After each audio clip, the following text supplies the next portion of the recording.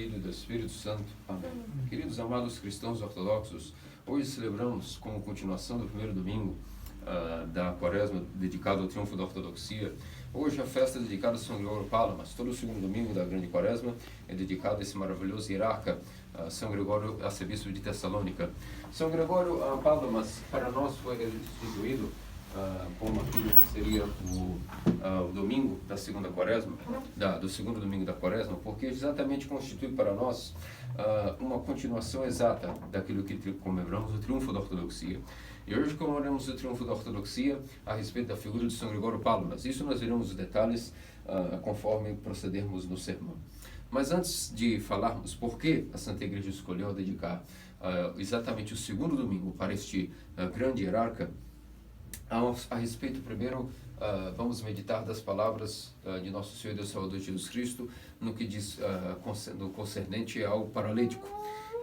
Esse evento que hoje nós comemoramos no Evangelho, onde nosso Senhor, quando estava de novo indo para Cafarnaum, se deparou, estava em sua casa, na verdade, nosso Senhor, ainda que era de Nazaré, constituiu morada em Cafarnaum por um tempo, e entre suas indas e vindas, pregando na região da Galileia, na Judeia, e por tudo aquilo que era a sua peregrinação terrena, às vezes ele se estabelecia novamente em sua casa, porque era uma casa estratégica.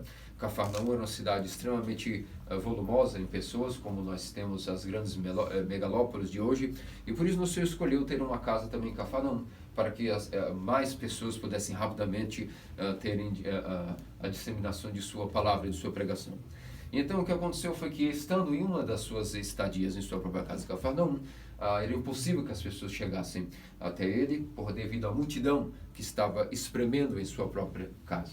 E o que foi que nós vimos? Vimos que existia um paralítico que estava jazia doente, e esses 4 amigos resolveram erguê-lo através de roldanas, de polias, colocaram ele sobre o telhado, destelharam aquilo que era a casa de Nosso Senhor e desceram ele erguido pelas 4 cordas, para que pudesse, no meio da sala de pregação de Nosso Senhor, este homem tivesse acesso direto ao Senhor e pudesse ser curado.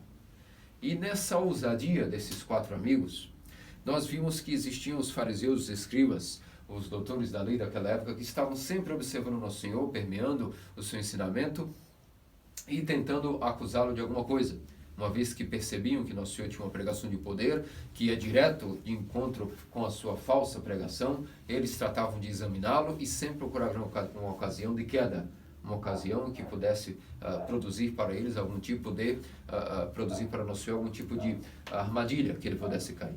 E então ficaram aguardando, ver se Nosso Senhor iria curar esse paralítico e como procederia tal a ousadia de Nosso Senhor. E o que aconteceu foi que, quando esse paralítico, mas imaginemos aquela cena de maneira tão ousada e particular que pessoas destelharam a casa e desceram por 4 cordas um homem jazendo paralítico. Algo que de fato chamou a atenção naquele momento. E o que Nosso Senhor aproveitou diante daquele momento, que todos ficaram extasiados com tanta ousadia por parte desses 4 amigos intercessores desse que não podia mover-se, não podia nem mesmo filtrar-se na multidão, e por isso teve essa grande benevolência de seus amigos. Se essa cena já era chocante, Nosso Senhor tornou aqui mais ainda chocante, dizendo o seguinte para que todos ouvissem: homem, os teus pecados estão perdoados. Queridos amados cristãos ortodoxos, imaginemos que choque naquele momento foi somado ao primeiro grande impacto de um homem ser deitado paralítico em um leito, descido por cima da casa, o que mostra que realmente essas pessoas estavam realmente preocupadas com a situação desse homem. E quando de repente todos aguardavam que, muito bem, se fosse natural que o Nosso Senhor curasse, ótimo, mas ele simplesmente dirige-se para esse homem e torna essa cena ainda mais chocante, dizendo: os teus pecados estão perdoados. Ora, o que é que um homem que jaz paralítico e os seus amigos que com tanta ousadia tiveram uma grande graça e força de colocá-lo diante da sala de Nosso Senhor, abrindo o seu telhado, e escutam as palavras: os teus pecados estão perdoados. A primeira coisa que podiam se perguntar por parte dos amigos: mas o que é que isso tem a ver? E o que é que vai ser útil agora de teus pecados perdoados? Sendo que esse homem está paralítico, é isso que nós viemos aqui buscar. Mas o outro público, chamado os fariseus, os escribas, aproveitaram-se disso. E nosso Senhor, conhecendo exatamente os corações deles, que estavam ali, para pegá-lo em alguma armadilha, montou para eles uma outra armadilha. E de uma maneira bem judaica de falar assim, digamos, nosso Senhor, portanto, disse: os teus pecados estão perdoados. Naquele momento, os fariseus tinham tudo o que queriam, começaram em seus corações a blasfemarem contra nosso Senhor e dizer: mas agora que é isso? Nós sabemos que somente Deus tem o poder de perdoar os pecados. Agora, além de tudo aquilo que este homem vem fazendo, agora ele vai até ousar perdoar pecado. Já não basta curar em dia de sábado, quebrar o sabá, entre aspas, na falsa concepção deles. Nosso Senhor continuamente quebrava o sabá, mas nós já vimos em outros sermões que isso era grande mentira. Nosso Senhor dava total cumprimento ao sabá em suas obras de misericórdia. Mas agora dizer que podia um homem perdoar pecados de outro homem, isso já seria demasiado. E seus corações começaram a blasfemar com nosso Senhor, e ele expôs rapidamente os pensamentos deles para que eles vissem que ele era um profeta. Pois só um profeta pode conhecer os pensamentos de algum coração. E então foi o que nosso Senhor expôs e disse: bom, o que é mais fácil de dizer a esse homem? Levanta, toma o teu leito e anda, ou dizer a este paralítico: os seus pecados estão perdoados? Nisso nós podemos, meus amados cristãos ortodoxos, muitas vezes ficamos confusos quando nosso Senhor diz essa palavra. Não sabemos o que ele quis dizer exatamente com isso. Parece que nosso Senhor está colocando como em descrédito até o seu próprio poder de perdoar pecados, ou talvez o que seja mais fácil, o que é mais difícil na hierarquia de perdoar pecados, ou fazer um milagre no que diz respeito a levantar um paralítico. Mas a explicação que se dá a respeito disso é simples, para aquele que quer entender. Nosso Senhor, conhecendo os pensamentos dessas pessoas inquisitoras, disse a eles: aos olhos visíveis, teus, fracos, homens de pouca fé, pode parecer que é mais fácil que simplesmente um charlatão, como vocês pensam que eu sou, diga, porque não haverá provas daquilo que é invisível: os teus pecados estão perdoados. E, portanto, poderiam achar que sou um charlatão, porque de fato aquele que diz algo invisível, se ocorre ou não, ninguém saberá, porque a cura também seria invisível, o perdão dos pecados. Então poderiam dizer realmente que sou um charlatão, porque estou usando de um artifício de algo visível para que não haja provas de que o que eu disse é verdade. Mas, para que saibais exatamente que na terra o Filho do Homem tem poder de perdoar os pecados, agora vou-vos dar uma prova cabal e visível, incontestável, do que o que eu digo que a princípio dos seus olhos é muito difícil, o que seria, na verdade, muito mais fácil para Deus. É levantar um paralítico e perdoar os pecados, que são coisas invisíveis, e isso sim é muito mais difícil. Mas para os vossos olhos, que são apenas físicos, eu vos darei uma prova então visível de que eu não sou um charlatão e que não estou enrolando ninguém. E por isso digo: levanta-te, toma o teu leito e anda. Ora, meus amados queridos cristãos ortodoxos, aqui já não havia mais espaço para fraude. Não havia como o Senhor ser um tipo de fake, uma fraude que estivesse, portanto, enganando as pessoas. E, mostrando que o seu poder visível foi verdadeiro, deu uma prova de que o seu poder invisível de perdoar pecados também era verdadeiro.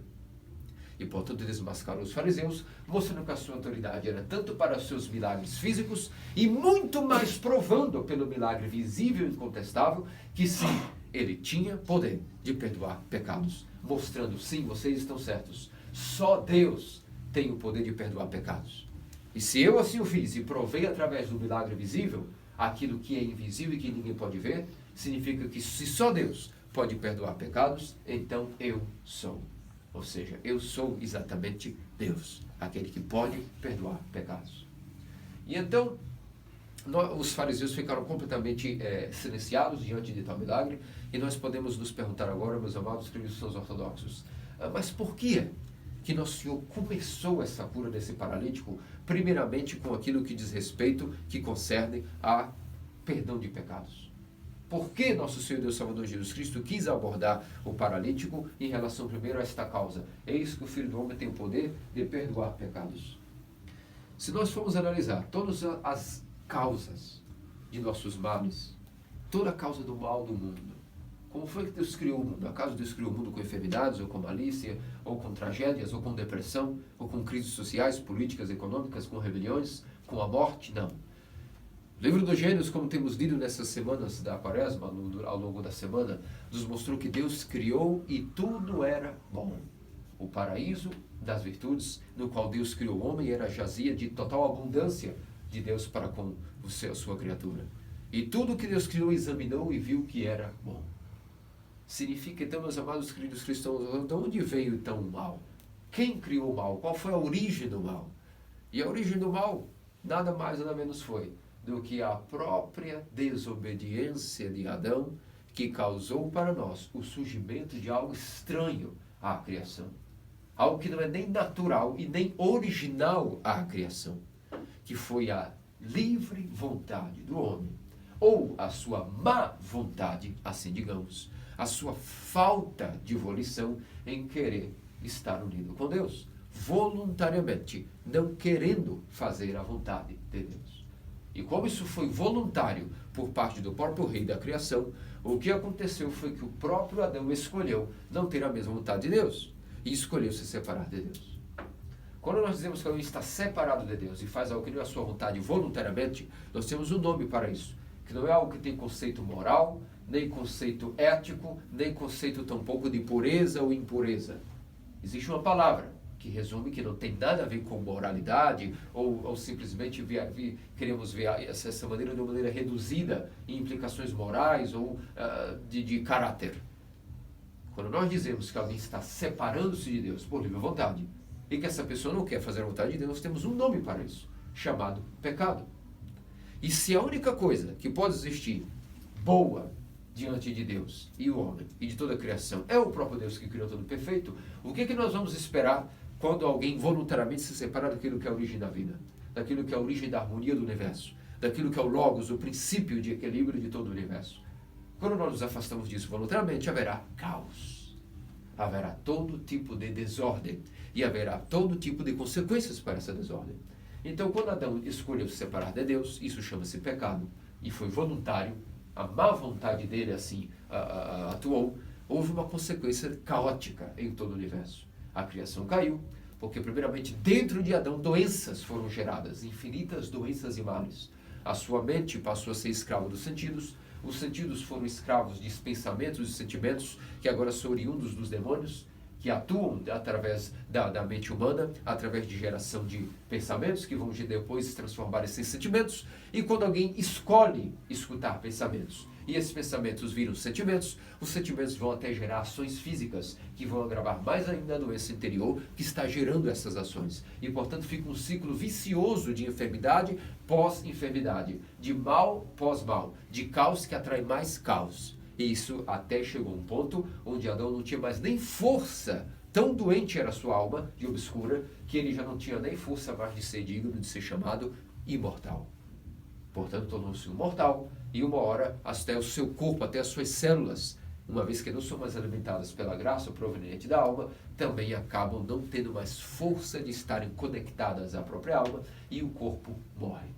Morte é simplesmente isso, a separação do corpo da alma, porque o corpo já não tem mais força de estar mantendo a alma dentro de si, e isso leva ao falecimento. E essa é uma tragédia que pode existir na natureza, a morte. Mas não só a morte foi originada com a queda de Adão. O pecado, sendo essa doença que faz com que alguém escolha estar separado de Deus, faz com que toda a harmonia, todo o equilíbrio esteja desordenado e, portanto, doenças infinitas são geradas. E é por isso que aqui nosso Senhor está dizendo para nós: eis que os teus pecados, primeiramente antes de qualquer coisa, paralítico. Nós, a natureza de Adão caída, que está paralítica, está doente. A alma, que agora é o leito onde o paralítico jaz, significa o nosso corpo, onde a nossa alma está dentro de um leito totalmente paralítica. E, portanto, nem o nosso corpo consegue mais ser agitado pela força edificante do Espírito, porque a alma está obscura e o nosso corpo não tem capacidade de fazer obras de virtude, não tem capacidade de se arrepender devido à falta de graça. E é preciso cura. A primeira cura, portanto, é: os teus pecados estão perdoados.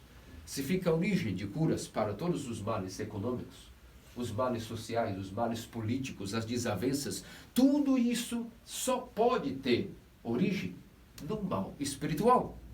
Todos os males do mundo, políticos, sociais, econômicos, familiares, domésticos, militares, privados, todos esses males têm uma origem para eles.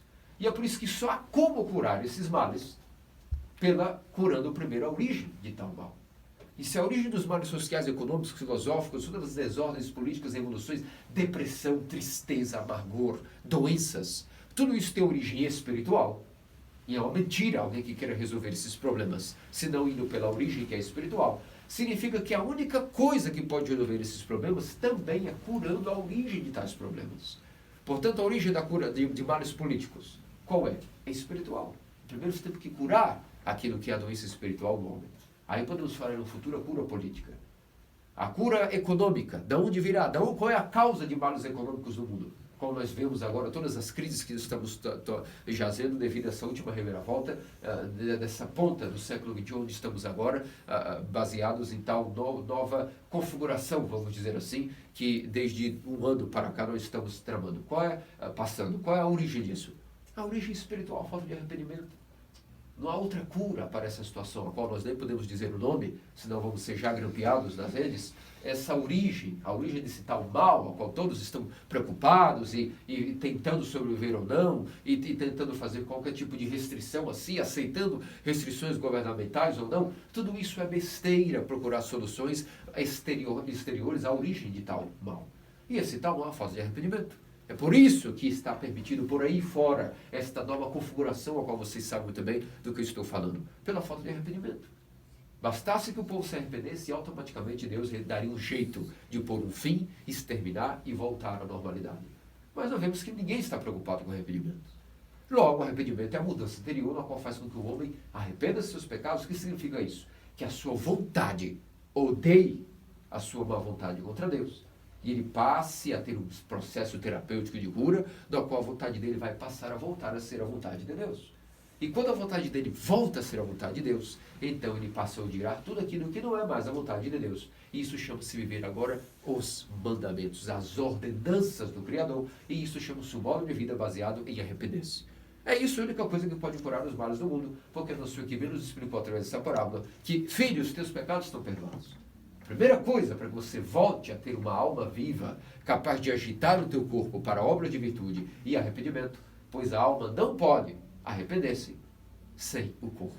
E o corpo só pode ajudar a alma a começar a mudar se a própria mente aceita mudar. A nossa vontade passa a ser trabalhada em querer, pessoalmente cada um, começar a fazer a vontade de Deus. E é por isso que nós vimos quais são as origens dos males do mundo. As tragédias, as tristezas, a depressão, os males econômicos, políticos, tudo isso tem uma origem espiritual. Porque Deus não criou nada disso, nada disso é original. É um trabalho do homem e de Satanás. Tem instaurado essas coisas, adicionando exteriormente à origem da criação, essas coisas que não fazem parte originalmente, são doenças. Tudo que é doente é aquilo que é posterior ao estado original. O estado original de qualquer coisa é criada perfeita e sã.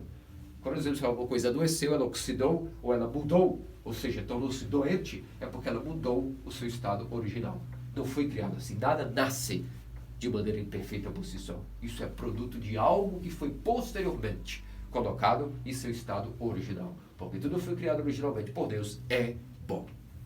Portanto, meus irmãos queridos cristãos ortodoxos, nós vimos exatamente aqui a respeito de qual é a origem dos males do mundo e por que Nosso Senhor utilizou dessa parábola, desse evento, primeiro abordando o paralítico a respeito do que seria o perdão de seus pecados e não a sua doença espiritual, que seria a paralisia, tanto do corpo quanto também a paralisia de alma, que é mais importante.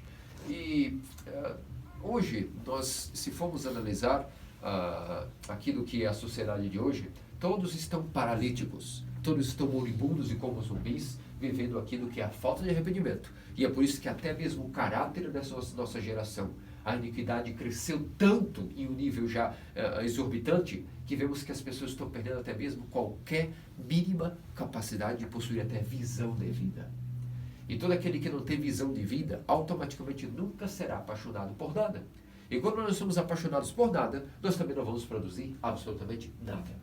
Somos sempre perdedores, pessoas mortas, pessoas que nunca têm ânimo, pessoas paralíticas. E a única maneira de voltar a corrigir isso é mudando a mente através do arrependimento, do perdão dos pecados e começar a pedir a Deus a visão espiritual, que nos dará também no mundo material visão de vida. Porque as pessoas hoje muitas vezes confundem que querem, por exemplo, ter uma cura espiritual, mas não entendem que toda cura espiritual é acompanhada também cura no mundo material. As coisas não são separadas. É por isso que o mundo jaz paralítico, não produz nada. Podem ver que cada vez mais nós temos problemas econômicos que as pessoas não querem trabalhar. Não querem produzir as suas próprias economias. Querem esperar que o próprio governo ou a sociedade ou alguma oportunidade surja. Isso é uma mentira. Quando nós temos uma cura interior, automaticamente a nossa paralisia espiritual é curada e o nosso corpo também participará da mesma energia que está agitando a alma. Porque se a alma é conectada ao corpo e a alma curou-se, mas o corpo não participa dessa cura, nós estamos então falando de alguma coisa estranha ocorreu no meio do caminho. E é por isso que precisamos pedir a Deus, portanto, o nosso arrependimento, o perdão de nossos pecados. E aí todos os outros males de nossa vida, adjacentemente, começarão a serem também curados. Bem, vimos que esses amigos eram 4, e isso, por finalizar esta parte da explicação da homilia, simboliza que também nós, queridos amados transortodoxos, somos guiados nessa vida, nesse mar tempestuoso, por 4 evangelistas, que foram aqueles que nosso Senhor nos escolheu para dar-nos aquilo que é a sua boa nova. E através da palavra de Deus, do Evangelho, que toda a nossa paralisia pode ser levantada, debruçando-se nas explicações de cada um desses evangelistas, é que são os nossos grandes amigos, que nos deram essa grande corda capaz de nos descer diante do nosso Senhor, nos apresentar diretamente o Senhor, que é aquele que pode dizer, isso, os teus pecados estão perdoados. E então, através do Evangelho, da prática do Evangelho, segundo as interpretações dos Santos Padres, poderemos saber como, na prática, mudar a nossa visão de vida, como nos apaixonar por um modo de vida nos mandamentos e passar, portanto, a colocar a nossa vontade idêntica à vontade de Deus, e isso iniciar-se-á para nós um processo de cura da nossa paralisia espiritual, que a primeira coisa que significa curar-se da paralisia espiritual é o perdão de nossos pecados por parte de Deus, e nós temos a comunicação disso em lágrimas. Quando nós estamos orando e vemos que realmente estamos limpando o nosso rosto com lágrimas, é o sinal de que Deus nos começou a limpar o nosso coração, e isso é um modo de vida que não termina nunca. Pois bem, hoje nós celebramos a maravilhosa festa de São Gregório Palamas, arcebispo de Tessalônica. E essa festa é grandiosíssima. Nós temos que nos perguntar por que a igreja escolheu no segundo domingo da Quaresma. Desde que São Gregório Palamas foi canonizado, no ano 1359, a partir daí os Santos Padres decidiram que todo o segundo domingo da Quaresma seria dedicado a São Gregório Palamas, o grande hierarca de Tessalônica. E qual será o motivo que a Santa Igreja, portanto, determinou que nesse segundo domingo da Quaresma a pessoa comemorada fosse o grande hierarca Gregório?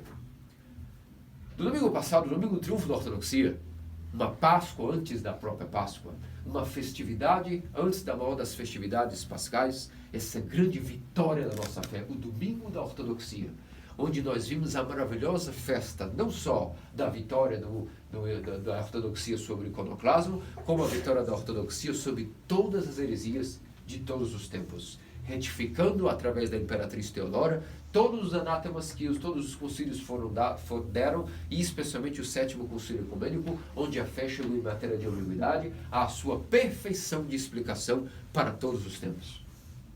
Nós vimos, portanto, aí onde está a verdadeira igreja, onde está o corpo de Cristo, por onde ele está delimitado, quais são os seus limites desse corpo circunscrito chamado corpo de Cristo, a ortodoxia.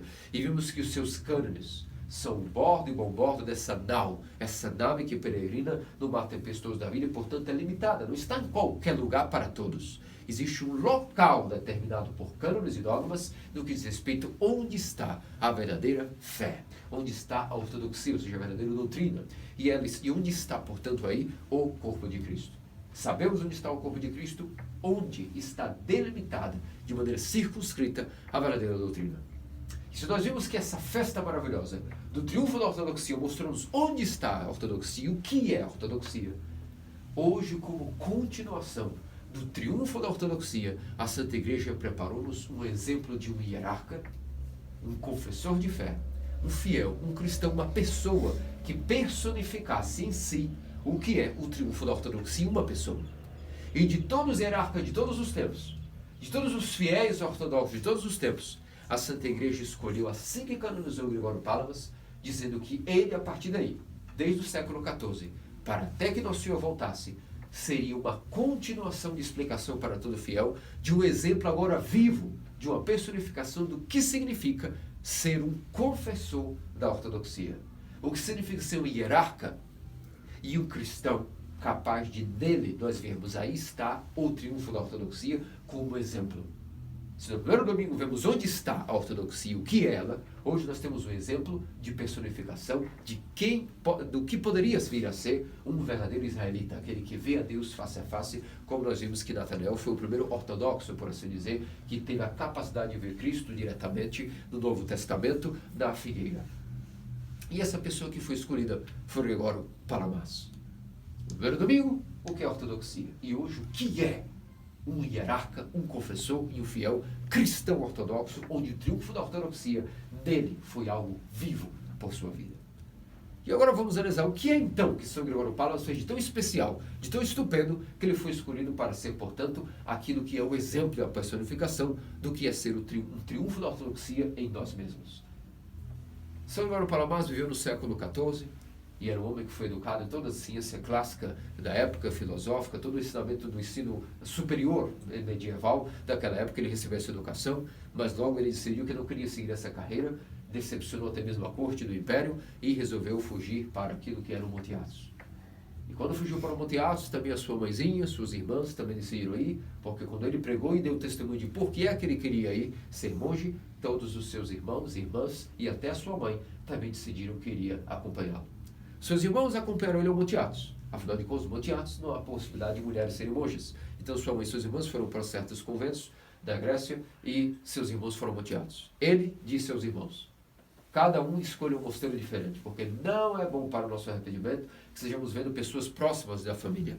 Então ele foi para o mosteiro de Vatopede e os seus irmãos foram cada um para outros mosteiros. E ali ele foi crescendo de graça em graça, daquilo que era a formação monástica, todo o pensamento atonita, foi aprendendo de anciões aquilo que era oração mental, aquilo que depois da oração mental evoluía para a oração em espírito, a oração do coração, a oração com dons, e aprendeu logo de que realmente Deus, nesta vida, pode ser completamente comunicado a nós. Podemos comungar diretamente dessa vida de Deus, sem intermédio de nada, diretamente a Deus, e esse é o objetivo da vida cristã, e ele incorporou isso muito bem, e vivia isso como um modo de vida cristão ortodoxo. Aquilo que era o método do exicasmo, que propicia que a ressurreição de Cristo seja vista já nesta vida por um homem. E aconteceu, meus amados cristãos ortodoxos, que houve um dilema, surgiu uma heresia terrível, a respeito de dois homens, primeiramente Balaão, que era um homem da Calábria, que havia vindo do ocidente da Itália, e ao visitar os conventos, os mosteiros do Monte Athos, ao visitar aquilo que era a teologia oriental, trouxe uma contaminação ocidental terrível para a fé e colocou a ameaça, certo ponto, sutilmente, de nossa fé. Essa pessoa chamava-se Balaão. Depois também o seu discípulo Aquininos tratou de disseminar a segunda onda do barlamismo, e o que é que a Balaão e Aquininos, portanto, pregaram, e que São Gregório Palamas, ao escutar aquilo, foi convocado pelos seus monges atonitas, seus irmãos atonitas, e rapidamente, escutando a pregação de Balaão, perceberam que uma coisa sutil estava sendo adulterada na sagrada e sublime fé ortodoxa. O que São Gregório Palamas defendeu? Que para nós foi um triunfo da ortodoxia em sua vida, e por isso tornou dele uma referência para nós, queridos amados filhos ortodoxos, é o dogma da deificação. Balaão começou a sugerir de que a deificação se dava de uma maneira talvez bem estranha àquilo que os monges estavam acostumados, e todos nós cristãos ortodoxos sabemos que é a natureza do triunfo da ortodoxia em nossas vidas. A deificação é o dogma que prega que nós já podemos, nesta vida, começar uma união total com Deus. Que Deus vem nos permear, vem nos penetrar de tal maneira que nossa vida passa a ser completamente deificada, ou seja, que a comunhão de Deus é tão efetiva que nós vamos nos tornando deuses pela graça, sem economia de palavras. Um homem vai se tornando Deus pela graça. Significa que Deus vem permear e penetrar tão profundamente o homem em sua igreja, que devido à graça que atuará neste homem, ele se tornará tão íntimo de Deus, tão unido a Deus, que aquele dito, eu e meu Pai veremos e faremos nele nossa morada, será não uma coisa emocional, não mental, não ideal, mas algo real. Uma tal comunhão que Deus vem morar no homem, tornando o homem morada de Deus, tornando o homem Deus pela graça. não pela essência, não pela substância, porque em essência e substância, em ousia, somente há um Deus em três pessoas, mas pela graça, todo homem que participa da Igreja Ortodoxa ativamente passa a um processo chamado de deificação. E se o veículo que faz com que o homem seja deificado chama-se a graça, houve um certo problema da pregação de Balaão. Ele começou a pregar que a graça era algo criado por Deus para poder realizar um certo processo chamado salvação do homem. Significa, meus amados cristãos ortodoxos, que, portanto, o que era a graça para a Igreja Ortodoxa até aquele então?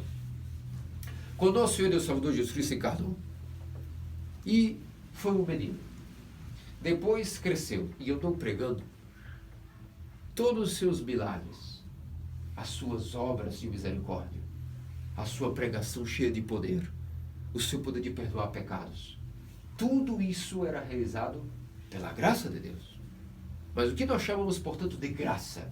Quando a graça que atua em Cristo e de Deus para com os homens atua, o que significa essa graça?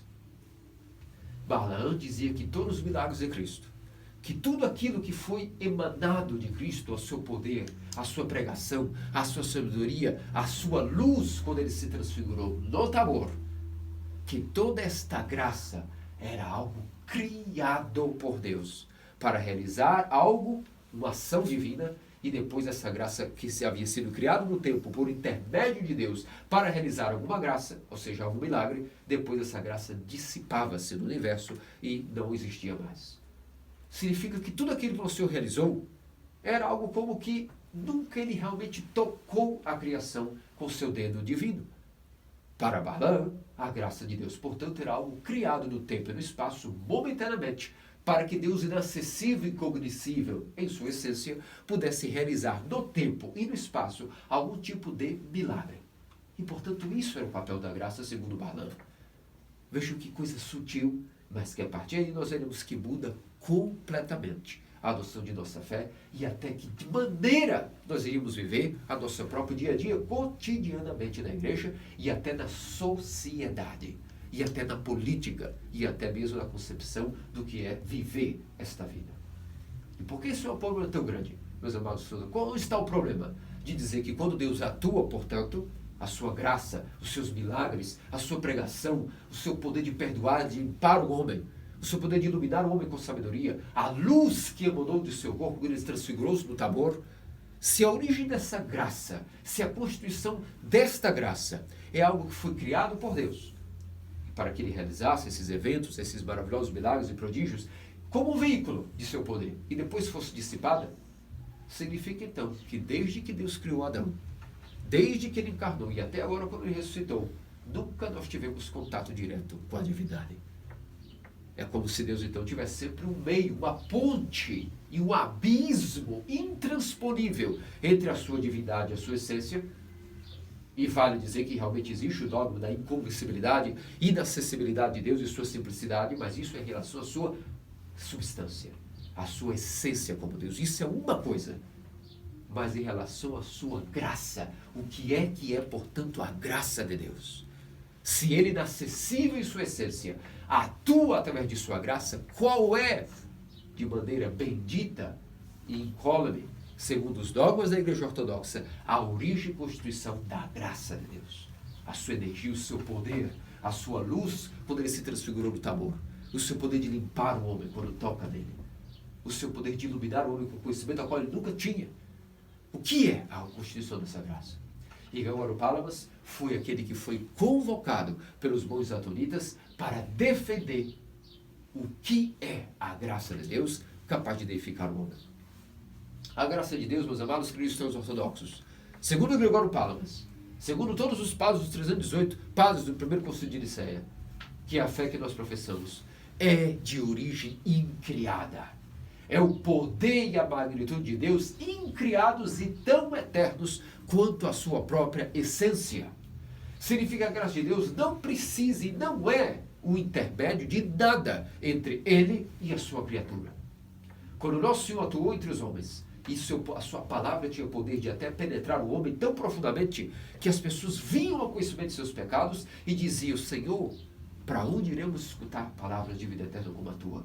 Porque as tuas palavras são espírito e poder, são vivas. A mesma palavra que foi capaz de multiplicar pães, a mesma palavra que foi capaz de transfigurar-se no Tabor e emanou luz. Qual era a natureza dessa luz? Essa luz era uma manifestação da graça que jazia dentro do corpo de Cristo, uma vez que ele era Deus e homem a uma vez. Qual a origem dessa luz? Essa luz era uma graça. Uma luz que não era criada como a luz que Deus criou para iluminar o mundo, para aquecer o mundo de maneira criada, de maneira material. Era uma luz mística, incriada, produto de sua graça, que também é incriada. Significa que a própria graça de Deus, que cura, que perdoa, que ilumina, que faz um paralítico andar, que faz um cego enxergar, que faz um homem ver os seus pecados e que ressuscita mortos, é a mesma graça incriada e eterna que criou o universo, que criou Adão, que criou matéria do nada, que foi capaz de criar do absoluto nada aquilo que era a origem das coisas criadas e da vida. A sua graça é anterior a qualquer coisa criada, porque a sua graça é eterna. E a sua graça é luz, é poder, é sabedoria, é magnitude, é iluminação, é capacidade de um homem tornar-se Deus por participar desta graça. Se essa graça fosse criada, então significa que tudo que o homem podia o homem banhar-se infinitamente dessa graça. Se ela é criada, então o homem só estará banhando-se de algo que não é o próprio Deus. Mas a graça é o próprio Deus, através de seu poder, sem separar-se de sua essência. Pois a graça de Deus é inseparável de sua própria origem criada, porque a sua graça também, tal qual a sua essência, é incriada. E aqui nós vemos que não é um ensinamento inovador que Gregório Palamas estava trazendo, como foi atacado. E por causa de defender o que era a graça, Gregório Palamas sofreu derramamento de sangue, sofreu exílios, morreu como um nada. E somente depois, 10 anos de sua morte, é que a Santa Igreja foi entender o grande perigo da pregação de Balaão e de Aquilinos, e depois de um terceiro até elemento, ao qual aqui eu nem vou mencionar o nome, que também continuou a pregar tal heresia, e os monges e toda a igreja chegaram ao conselho de que isso era perigosíssimo e que Gregório Palamas estava certo. Por que ele era tão enfático? Porque ele não estava defendendo uma doutrina particular dele, uma inovação. O próprio Gregório, teólogo, de 11 anos, havia dito: o Deus absconditus torna-se o Deus revelatus. O que quer dizer isso?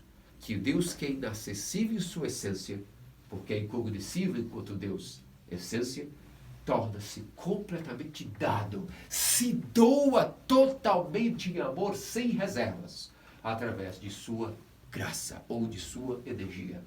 Portanto, a dimensão de graça não é algo que foi criado no tempo, no espaço e depois se dissipa quando Deus realizou algo. Se fosse assim, que triste seria o cristianismo, que triste seria viver esse modo de vida fraudulento entre Deus e o homem.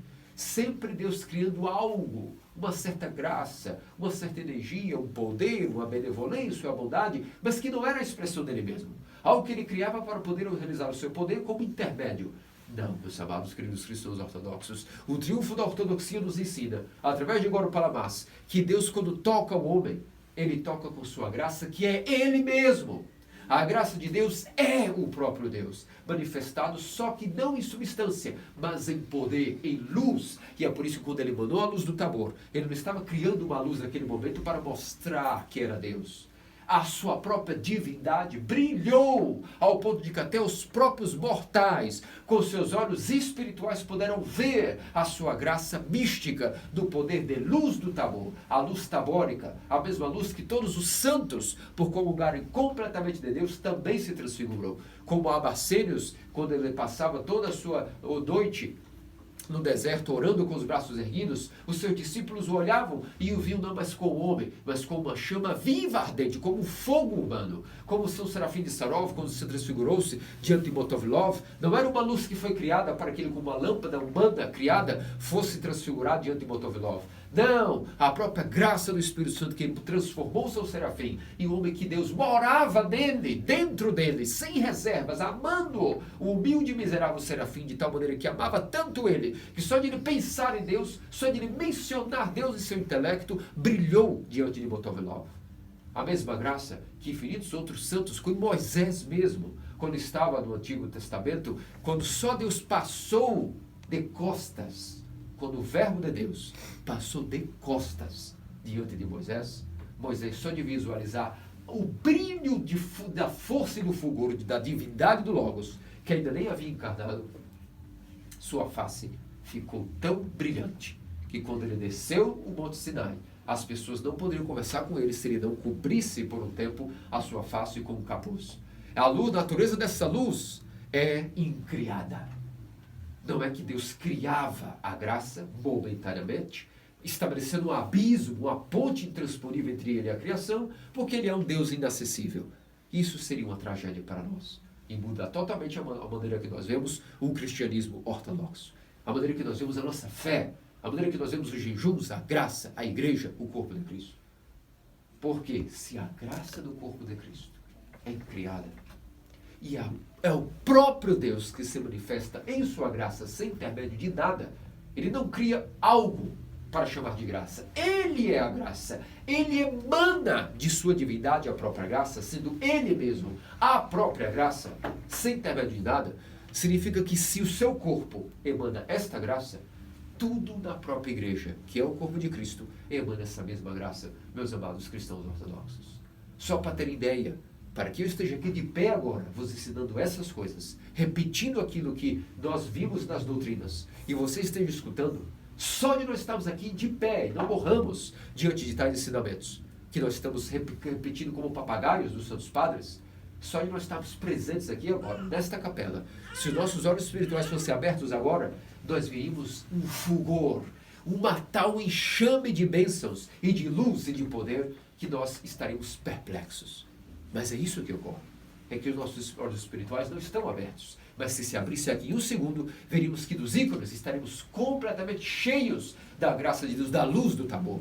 Veríamos que todas as ferramentas que a igreja tem, como sua vela, os cânticos, o coral, tudo irradiaria a luz do Tabor, que tem por natureza um fator incriado.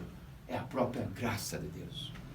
Significa que tudo na igreja, que é o corpo de Cristo, emana a sua graça. E se a graça que emana do corpo de Cristo, o qual curou, libertou pessoas de cadeias, de prisões, de pecados, ressuscitou mortos, curou doenças de mulheres que derramavam sangue há mais de 18 anos, se curou aqueles que eram cegos, se fabricou olhos para aquilo que era o cego de nascença, essa mesma graça, se é criada no corpo de Cristo, e se a igreja ortodoxa é o corpo de Cristo, a graça que emana da igreja é a graça incriada. E se a natureza dessa graça é incriada, significa que aí nós temos garantidos na igreja o dogma da deificação. E foi isso que São Paulo defendeu a preço de sangue e exílio, a capacidade de defender o dogma da deificação. Por quê? Hoje também é o triunfo da ortodoxia, a respeito de Gregório Palamas, porque quando nós defendemos o que é a graça de Deus, que é incriada, é energia incriada, é luz incriada, é poder incriado, é magnitude, iluminação, sabedoria incriados, nós estamos garantindo o dogma da deificação. E sabe o que acontece, queridos amados cristãos ortodoxos? Que todas as heresias de todos os tempos, todas as heresias, elas podiam, ora, falar em uma coisa, ora outra. Elas podiam concordar em algumas coisas e serem contraditórias entre elas mesmas e outras. Mas todas as heresias de todos os tempos tinha uma coisa que elas concordavam e trabalhavam exatamente para negar: o dogma da deificação, a capacidade de o homem tornar-se Deus criado, pela graça incriada.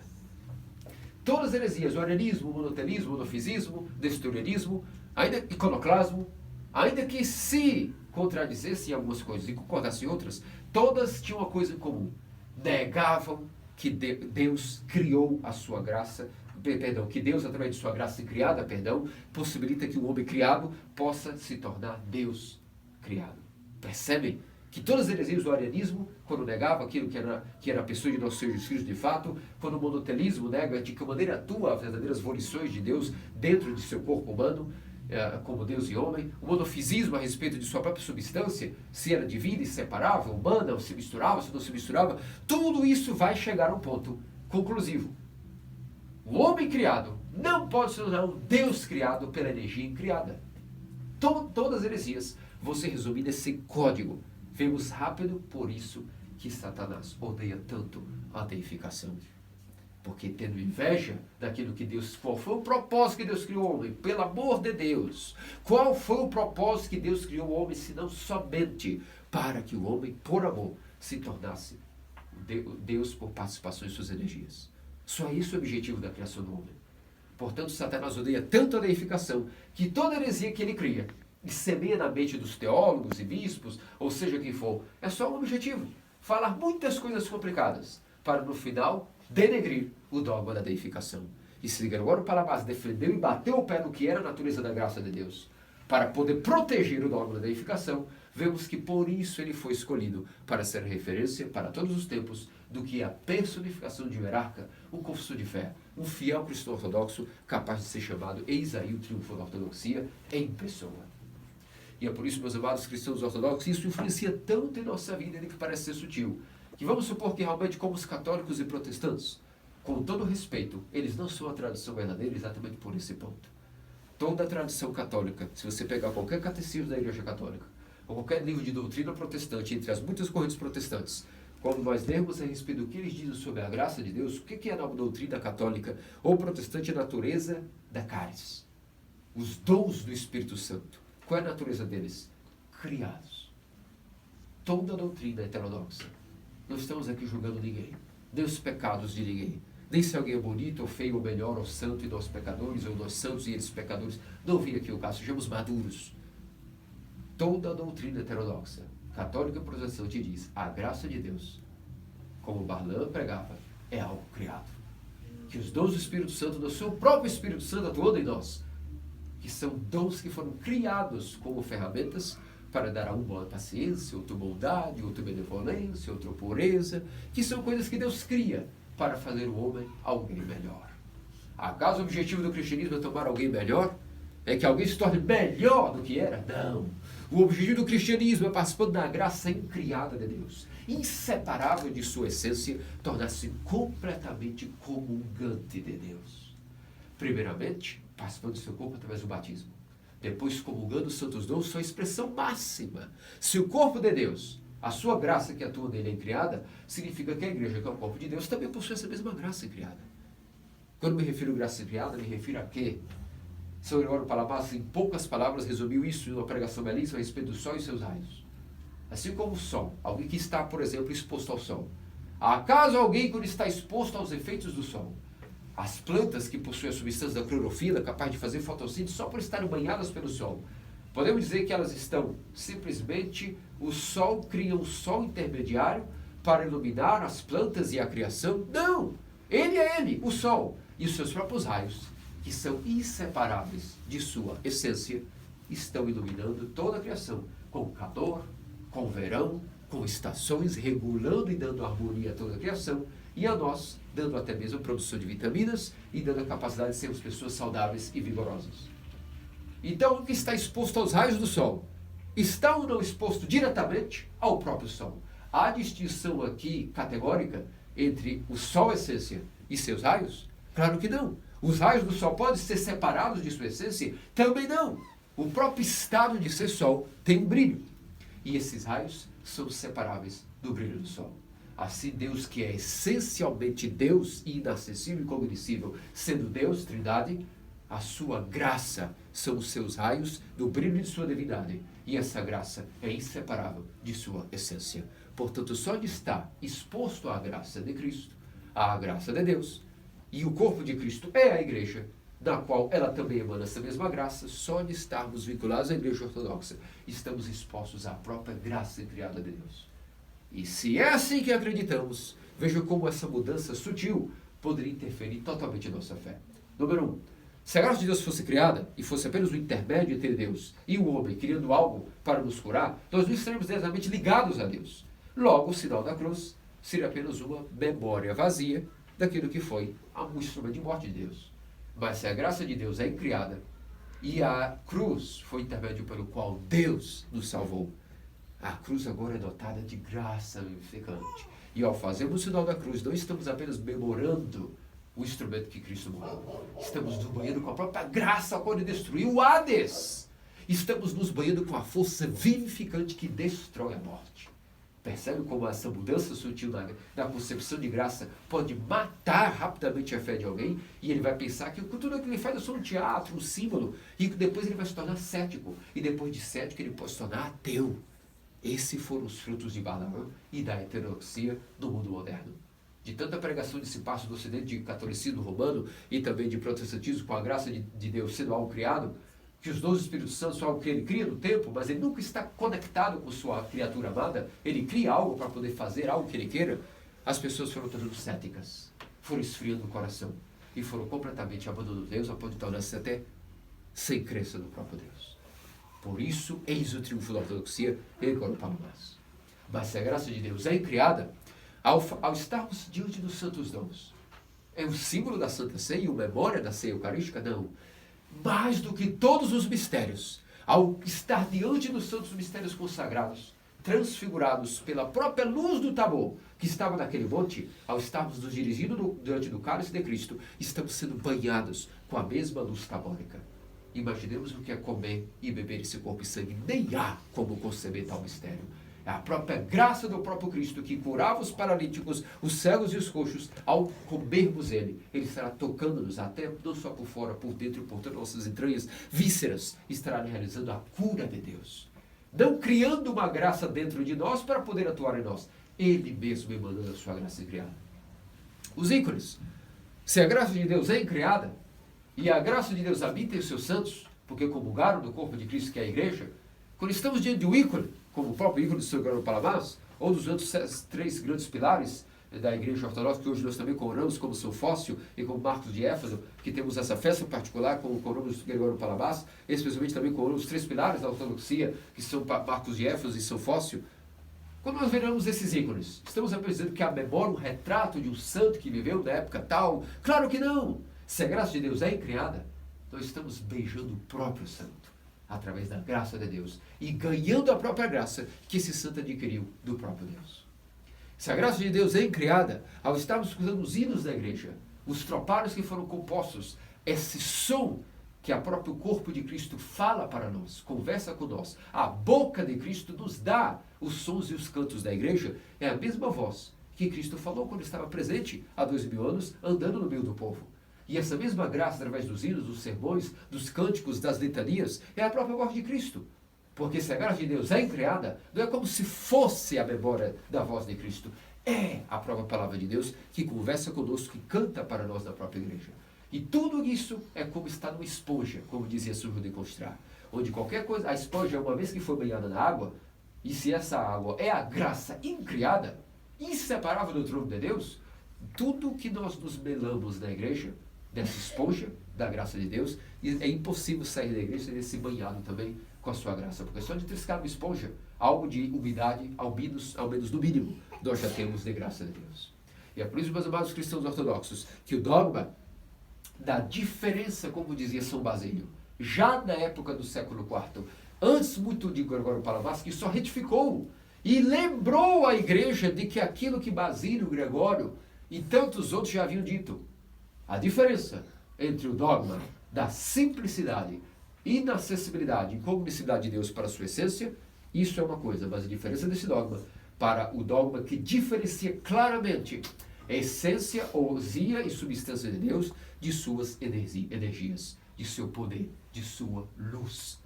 E qual a natureza dessa luz, desse poder, desta graça, por assim dizer, resumindo em uma palavra, o poder, a luz, a magnitude de Deus em uma palavra, graça? Qual é a natureza dessa graça? Inseparável de sua essência que é eterna. E se é inseparável da essência que é eterna, a graça é tão eterna quanto a própria essência. Porque se a graça é Deus, e Deus é eterno, a graça também é eterna. E a graça é Deus. É o seu poder, é a sua luz, é a sua energia de sua divindade. E uma vez que Deus existiu eternamente, eternamente a sua essência sempre existia, e eternamente desta essência sempre existiu, existe e existirá a emanação do brilho de sua divindade, que é a sua própria luz, e esta luz é incriada. Portanto, meus amados cristãos ortodoxos, que participemos desse triunfo maravilhoso, que belíssima é a festa de hoje, quem pode resumir a alegria do seu coração em palavras quando nós nos deparamos com a festa de São Gregório Palamas? Uma continuação belíssima daquela primeira festa do domingo passado. E um fulgor de explosão que a partir de agora nos impulsionará para estarmos preparados para mais uma semana a menos diante da Semana Santa e da Páscoa. E aí vemos que como é maravilhoso suportar o jejum. Veja onde o jejum nos trouxe. Veja onde a Semana da Limpeza nos trouxe e está festejando agora esses conhecimentos maravilhosos. Onde nem eu sei como é possível que tão ignorante possa tentar reproduzir para vocês isso que é a glória de nossos santos padres. Não é um conhecimento meu nem de ninguém. Nosso bispo hoje celebra o seu ano março, em honra ao Gregório Palabás. Rezemos por ele, nosso grande hierarca, que se não fosse pela sua benevolência, nenhum de nós nem estaríamos aqui. Mas pela benevolência da missão para a América Latina e para a missão no Brasil, nós temos a graça de participar dessa graça criada. A mesma luz do Tabor está para nós, devido a termos hierarquia. E, coincidentemente, hoje celebramos também, portanto, no março do nosso bispo Gregório, oremos por ele, o Gregório de Boston, esse grande hierarca que nos faz sem remédios, sem nenhum tipo de pena, sem nenhum tipo de economia, sem nenhum tipo de reclamação, não mede esforços para poder estar levando onde quer que alguém queira aquilo que é a participação dessa graça divina. Só para ter ideia, em 2012, nós tivemos perdas terríveis em nosso sínodo, porque alguns monges caíram na heresia de negar tudo isso que nós estamos falando aqui e abandonaram a verdadeira ortodoxia. Mas daí estava naquele momento e era um monge até então. E era um monge que logo ia ser sagrado bispo, e era um monge Gregório, que futuro hierarca Gregório. E um dos seus sermões, ele estava exatamente na festa de São Gregório explicando todas essas coisas. E de repente o demônio suscitou no coração de mais de metade de monges a se levantar e abandonar a igreja, porque duvidaram naquele momento da própria ortodoxia e seu triunfo. Vejam que grande missão temos guardada nas mãos de nosso hierarca e nós também, como verdadeiros cristãos ortodoxos, batemos o pé. Saibam que até a ortodoxia mundial e até a verdadeira ortodoxia e muitos dos ditos sínodos genuínos estão sendo tentados por negarem esses dogmas que nós aqui hoje explicamos. Vamos pedir, portanto, a São Gregório Palabás que nos dê a graça de mantermos esse entendimento. Isso não é algo de ser aprendido pela mente, é algo de abrir e ser entendido pelo coração. Que a graça de Deus é incriada, é eterna.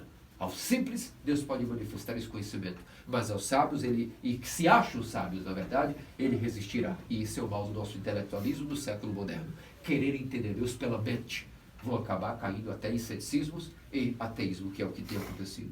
Disso, nosso Senhor Deus Salvador Jesus, livre-nos e conceda-nos pelas orações de São Gregório Palabás a sempre estarmos participando das energias de Deus e de sua graça criada. Para hoje e todo sempre. Amém. Amém.